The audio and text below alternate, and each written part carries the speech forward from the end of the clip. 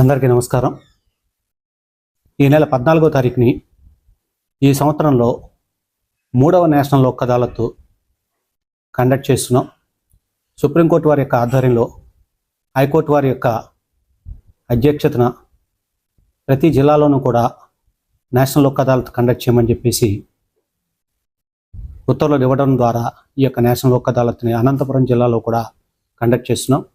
ఈ యొక్క జిల్లాలో 13 స్టేషన్స్ కోర్టులు ఉన్నటువంటి ప్రాంతాలు ఉన్నాయి. అన్నింటిలో కూడా జడ్జెస్ 26 మంది జడ్జెస్ బెంచెస్ వేసినాము.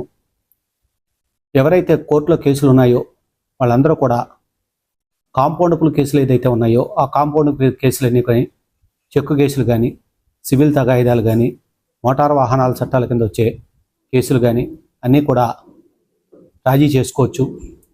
ఈ యొక్క నేషనల్ లోక్ అదాలత్లో రాజీ చేసుకోవడం వలన